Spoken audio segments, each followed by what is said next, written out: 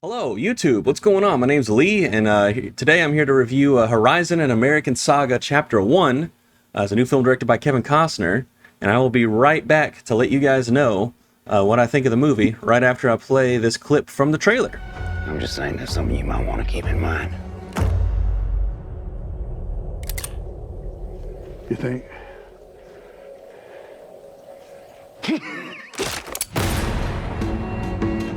Geez, so even that trailer has stuff in it that's like not in Chapter 1. That's hilarious. All right, so as I said earlier, Horizon Chapter 1 is the new film directed by Kevin Costner and also starring Kevin Costner, and it is a huge sprawling western. It is Chapter 1 of apparently 4. He said at the Cannes Film Festival that this is a 4-chapter like western saga.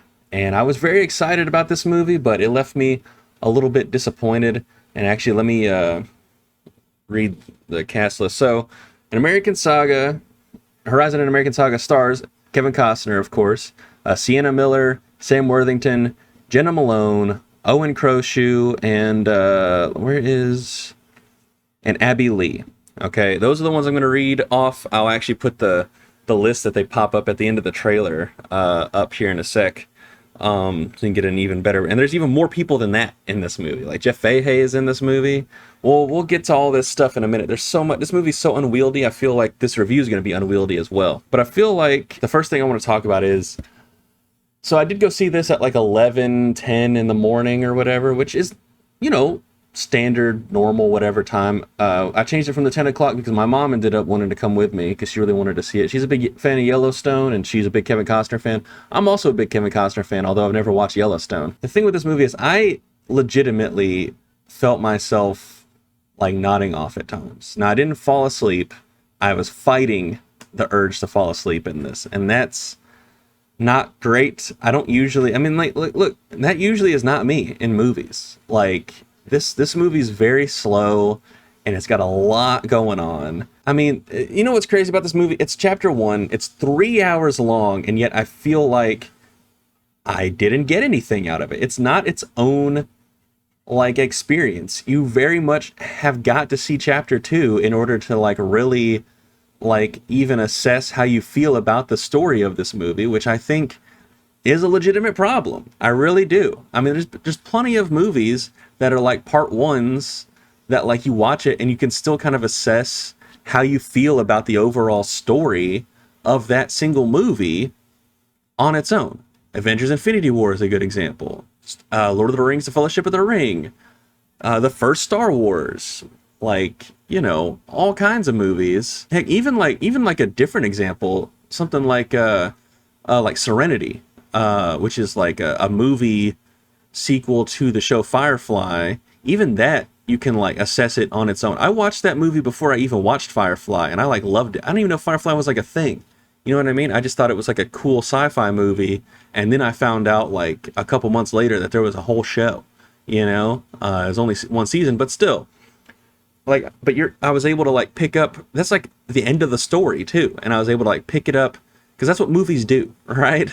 Even if you go back and speaking of Joss Whedon, if you go back and you watch that first Avengers movie, you can watch that movie on its own without having to watch the other ones and without having to watch anything after it, and you can completely enjoy it on its own. It's a singular movie, and sure, it helps to watch the stuff before it, but you don't have to, and that's a real testament to how well constructed that movie is, right? This movie is not that way, and this movie is even an hour longer than the Avengers.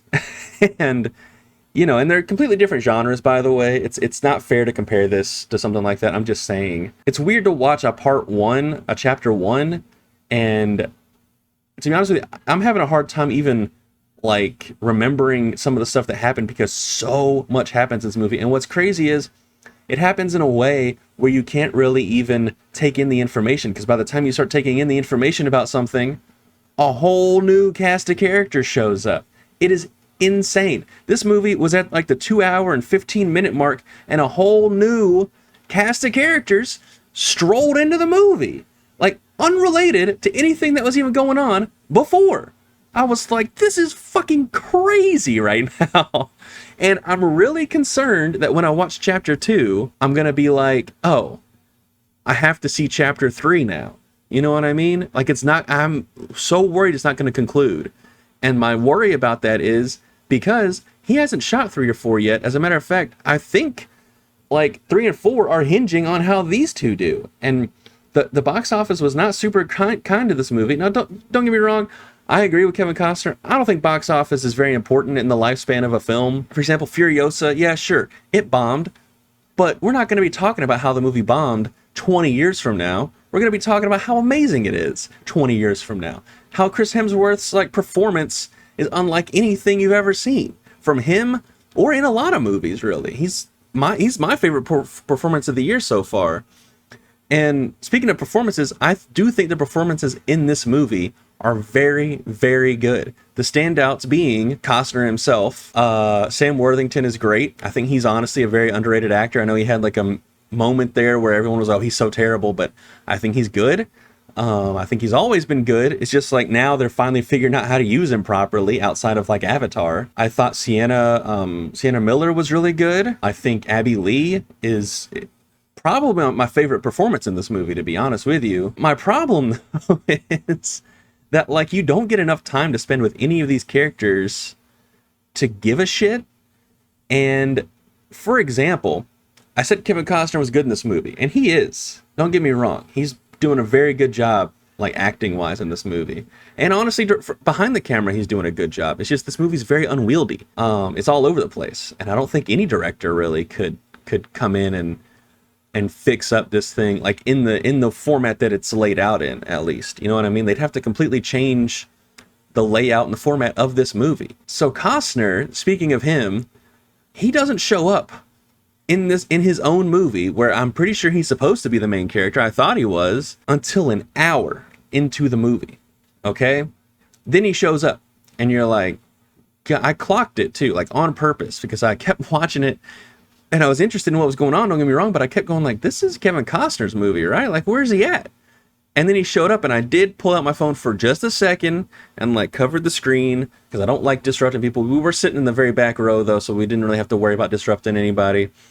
But you know, I clocked it an hour and like maybe 2 minutes had passed. And I was like, you've got to be shitting me right now. What is this movie? You know, he's barely in it, to be honest, which is crazy. And Abby Lee is not in it that much either, to be real, even though I think she's my standout performance in this movie. I really don't understand it. It feels genuinely like a TV show that's being condensed into a movie. And I didn't think I would have that criticism when I was reading like the reviews and stuff coming out. I thought people were being really harsh towards this. But now I kind of get it. And I will say I'm still excited to see Chapter 2. I still want to see Chapter 2. I feel like that's the movie I'm going to like. Whereas this one, I just was really, really bored. And my main issue with how this movie's structured too is just when you're starting to get interested in what's going on with like a group of characters, it cuts to a new group of characters. Sometimes a new group of characters you're just now meeting. So now you've got to like get revved up and start getting interested in them. But then what's hilarious is then it'll cut again to a new storyline with sometimes new characters. There are so many fucking characters in this movie. It's insane. I can't even remember anyone's name, to be real with you, other than like, hey, that's Jeff Fahey. He's in this movie. And by the way, when he shows up, he just strolls in, right? He has no character introduction really at all.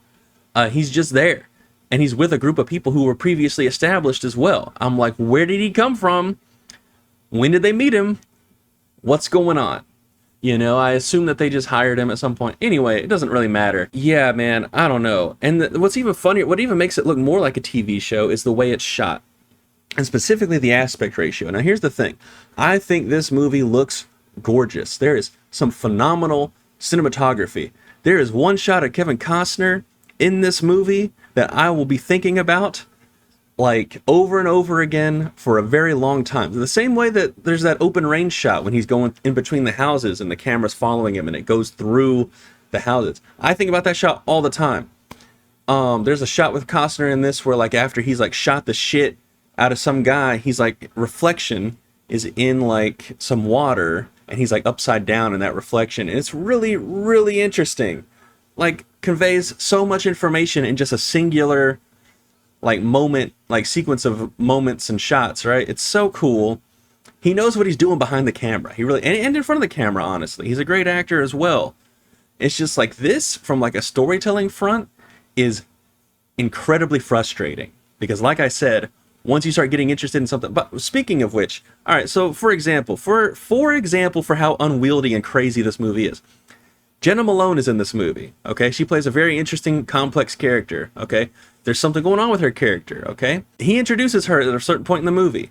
By the time we get back to her, I forgot she was in the movie, and I had to think back to myself, you know, what happened to her previously. You know what I mean? I should not be doing that in any movie, period. And like, that's not even a symptom of it being long, for example. You know, like, I just watched one of my favorite movies from last year was Killers of the Flower Moon. It's even longer than this movie, by the way. I was able to keep up with everything, you know, as it was going. And that's just because of how that movie's structured as opposed to this one. This one is very much just a series of vignettes almost. And you're occasionally going back and forth. It's almost like someone took an anthology movie and smashed them together. It's very difficult to follow sometimes. It really is. And like I said, it's hard for me to get invested in any of the characters. I might be repeating myself in this review sometimes, but you know, it's hard for me to get invested in any of these characters just from this one singular movie. So, but it's shot in 1.85, okay? You know, so it's filling up the whole screen pretty much. Basically when you watch this at home, it'll take up your whole TV screen, right? So that's like the full 16:9 screen. And some people may think that's good, but it makes it look like a TV show because of it. And it's not a similar case of like, because, you know, aspect ratios, like anything in film, it's a tool to get across like different emotions and how things feel, right? Sometimes, like, for example, so Open Range was shot in 2.35. So that movie, like, yeah, it's got the black bars and stuff when you watch it at home, but it feels, I mean, it fits with the title of the movie, Open Range, right? It feels like these big landscapes really fill like the screen. They feel really wide. You know what I mean? Whereas like in this movie, the big landscapes are beautiful to look at, but they feel condensed. You know, it's honestly kind of weird too, because there is a way you can make those big landscapes look like grand and beautiful in 1.85. Because for example, like one of the reasons that Spielberg shot Jurassic Park in 1.85 was so that he could show you just how big these dinosaurs are and how much they take up that whole screen, right? It's really emphasizing the largeness of the creatures. So you could very much do the same thing with landscapes, but like it just doesn't get across the same, it just doesn't have the same grand feeling that you get from when you see like the T-Rex in like Jurassic Park taking up that whole screen versus like a nice beautiful shot of like a guy riding his horse across like a huge field. For some reason, there's like a disconnect for me, where I just really don't feel the grandness that I feel like I'm supposed to be feeling when I'm looking at that image. It's very bizarre, and like kind of off-putting. And I'm not saying he had to shoot this like super ultra wide, you know, like Tarantino did with like Hateful Eight. But you know, I think like the same aspect ratio of open, like just make it feel like a movie, you know, because like the way this movie is structured already makes it feel like a TV show, and now the way it's shot with the aspect ratio also makes it feel like it's a TV show. I felt like I was watching something that should have been airing as a miniseries on the History Channel. It's bizarre, man. Like I said, so many characters. For example, there's a whole subplot, side plot going on with like Luke Wilson, and he's leading like a group of people across. And that's also where Isabella Furman shows up very briefly too. So I'm assuming she's going to be mostly in chapter 2. But like, you know, they show up. I swear to God, I think they show up like 2 hours into the fucking movie. And it's completely unrelated and unconnected to anything that's been happening before. And like, just when I was starting to get invested in what's going on with Costner and the other storyline that involves Sam Worthington and Sienna Miller, I'm like, you're introducing a whole, I mean, this is an army of characters. This has like Will Patton, and like there's like 2 British people that are in this, like two like posh British people who like don't really know what's going on. They have their own, like, it's a whole army of a cast. That's its own movie. Like, this stuff would work so much better if they were divided into their own films rather than all being condensed into the same movie. It's genuinely weird. I could not stand this shit for some reason. And like I said, I kept like doing this in the movie. I kept going like, and so that didn't help. Okay, and that's not even like because of a lack of sleep or whatever. I was awake, but about an hour into this, I just started going, like, just about to fall asleep. And it didn't help that it's the reclining seats in that theater. I chose that theater on purpose because it was such a long movie. I'm like, yeah, we need to sit in more comfortable seating for this rather than going to the other theater that doesn't have those types of seats. And I think that was a mistake now because like shit, man, I wanted to go to sleep so bad, which is not instilling confidence in this movie, to be real. I don't know, man. I mean, there's people who are going to like this and that's fine, but this one is not for me. It is very much not for me. It's so slow paced. There's too many fucking characters. I can't get invested in anything that's going on. I hadn't even talked about the frickin'. This is going to be such a rambly, ranting review. I'm so sorry because this movie is so rambling and ranting, honestly. It feels like it feels like a fever dream almost at times.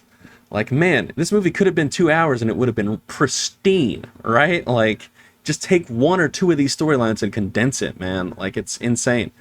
Sometimes less is more, Costner. But one of the things that did make me worry at the beginning of the movie was how the Native Americans were being portrayed, right? They're just murdering people for a large portion of the beginning of the movie. But I knew because this was Kevin Costner, I was like, this is gonna, at some point it is gonna balance out and he's gonna show the nuance of it. And he does, to his credit. It does take a little bit of time and you do really got to pay attention because that was at a point when I was starting to fall asleep. But when they started shifting back to the Native Americans, it's the Apaches in this movie, you know, I was like, okay, cool. I can let me just focus on this for a second. I want to hear what they're saying. I want to hear what the nuance is. And there's even nuance later on.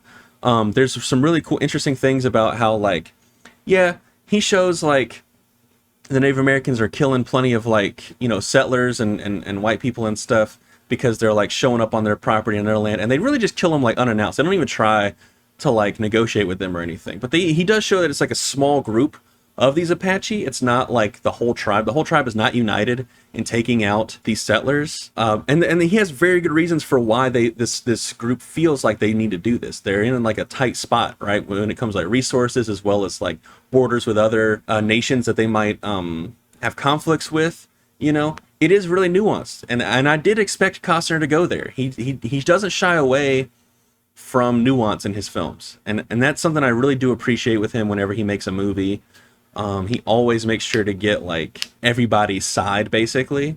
But one thing I did really appreciate is it shows like the difference in the violence that the Apaches engage in, like when they engage in violence versus like when white people engage in violence against like another indigenous tribe, you know. So because the way that like the white people do it, they do it basically because like they can, you know, whereas like the Apaches do it because like they feel like they're in a tight spot. They feel like they don't have any other options, right? And I thought that was interesting. So he has no problem showing how evil people were, especially towards Native Americans in that time period. But he also shows that, yeah, of course the Apaches were violent towards settlers as well. This is not like just this is not like a, you know, black and white. This is very much a gray zone. It always has been. It always skewed more towards like the colonizers being in the wrong, of course, but there are plenty of instances where the Native Americans did not do things that they should have done, right?